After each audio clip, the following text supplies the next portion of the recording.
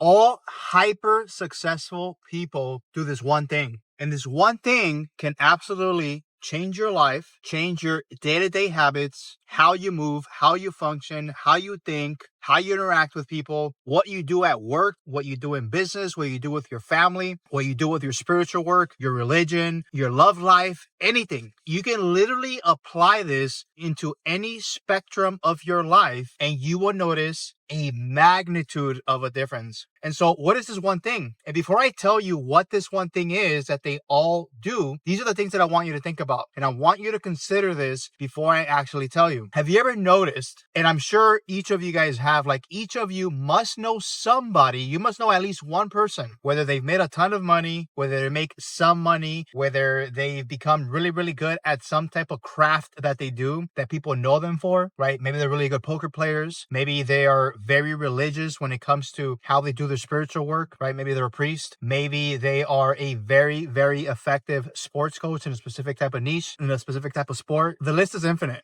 Think about somebody. Think about somebody that you know very, very well, that you've noticed that they just operate at a different frequency. Like when you think about them, when you see the way they move, when you see the way they speak, there's just something about the way they move. There's something about the way they carry themselves, and it's something that you just can't quite explain. Like you might think to yourself and be like, you know what? This person is just more energetic. Maybe they're just jollier. Maybe they're just smarter. Maybe they're just more motivated. Whatever the case is, if you look at it and think about this person, you can probably think about various reasons, kind of like the ones I just mentioned. And I'm not saying these reasons aren't real or aren't true. They probably are. But what I then want you to think about is, where do these traits really come from? And what has these people function from this place, right? You might think that maybe it was based on the way their parents raised them, maybe on the things that they learned, maybe on what they believe their mission is and how they want to carry themselves. And I'll say this, that is also true. But what if it's actually even deeper than that? What if it's not what we think it really is? And what if it's something completely deeper that they don't even know? Because there's a high probability that I would probably say maybe 5 to 10% of people in the world do this. And maybe 5 to 10% of that 5 to 10% consciously do it because they know how massively it impacts their life and how massively it impacts their business, their hobbies, their family, their spiritual foundation, all the things surrounded in your life and all the things that are connected to what you do on a daily basis and on a weekly basis and a monthly basis all come from this one thing. I would personally dare to say that maybe 1%, I would probably even say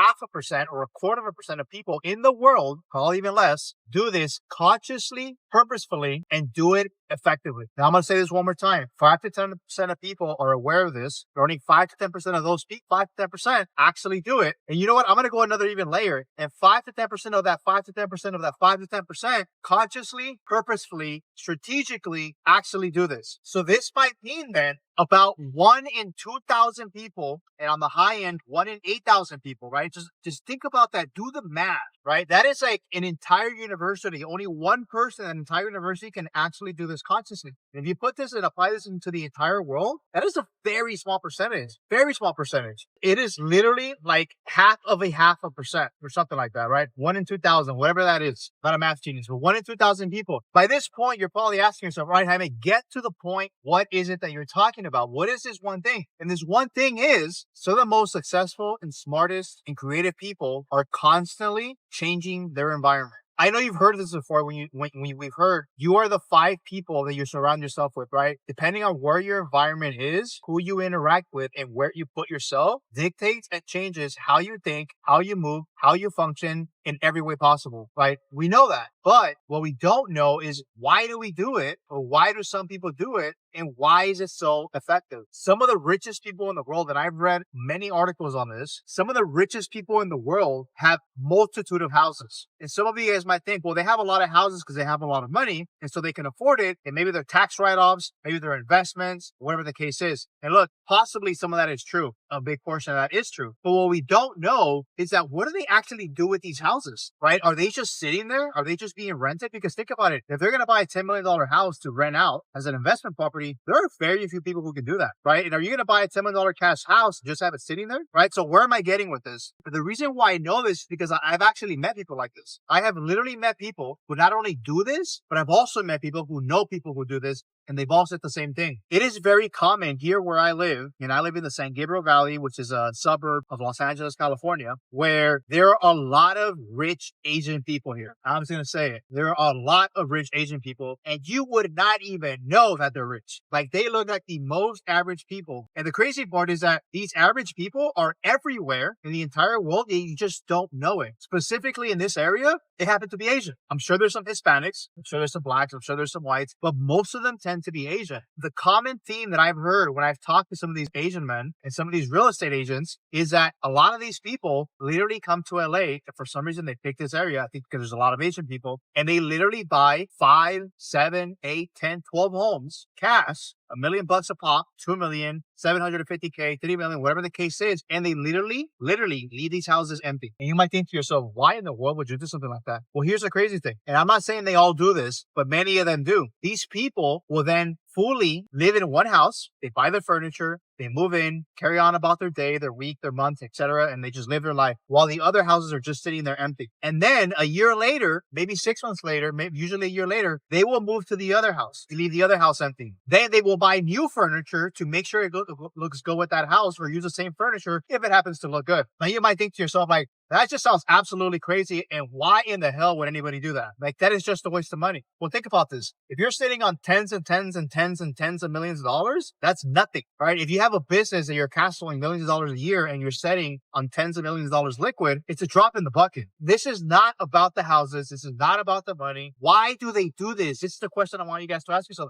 Why do you think they do this? They do this because they want to change their environment. They want to change the energy that they operate under. They want to change their creative space. They want to be able to think different, see things differently. Because when we get stagnated, think about this. You've heard this before. When we stagnate in our lives and we get stuck, the creative flow, the creative juices, as some people like to say, slow down. And so what do you need to create new creative flow, new creative structure? You get to change your environment. You get to change maybe your habits, what you do on a day-to-day, what you do on the weekends. Maybe you just stay home on the weekends all the time. That's just all you do. But maybe this time, hey, I'm going to go to the beach and I'm going to stay there 12 hours a day and just read a few books because I'm trying to get elevated. I'm trying to get creative, right? People do this all the time. And that works. But usually that's like a one-time thing, right? That's once a week, maybe once a month, maybe. Some people maybe do it every week. But these people, right? But then you go back to your old habits and you live your day-to-day life same way like you did the prior week. Now imagine throwing a wrench at that motor and just completely wrecking the entire thing and doing things completely different and saying, you know what? I'm going to move to one of the other houses with a completely different view, with different types of room, with a different color, with different furniture. And I'm going to start from scratch and just put myself in a different environment because I get to create something new.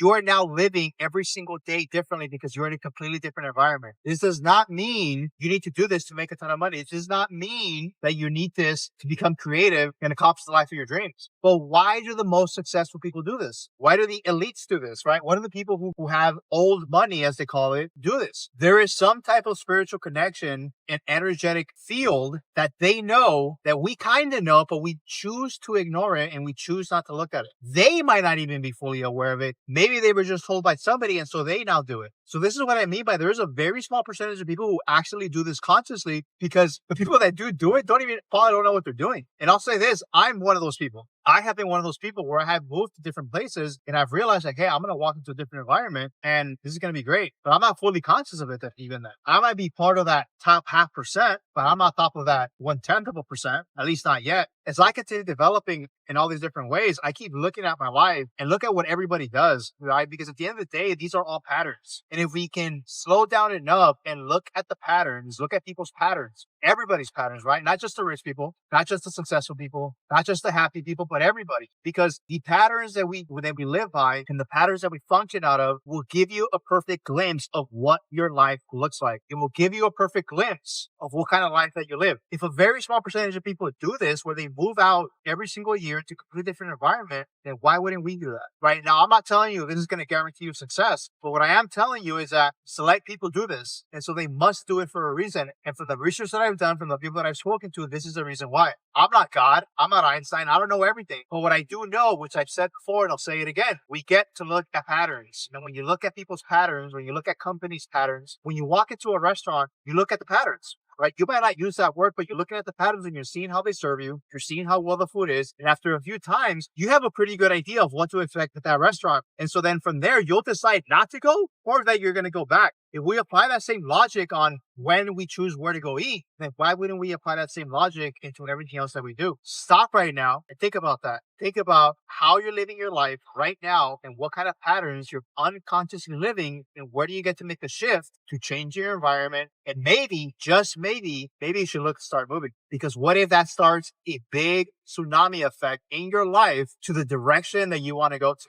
I have just done that right now. I completely moved my entire life from one city to another location. And I'll say this, it was not necessarily purposeful, but it just happened to align and it happened to be happening right now. And so I'm taking full advantage of that right now and shifting who I am and how I function to restart and move from here to there and function in a completely different energy frequency. So I invite you guys to do that today, tomorrow, or at some point in the near future, because I almost guarantee you, if you utilize it right, you will be a lot happier than you were today. And I'll catch you guys in the next video.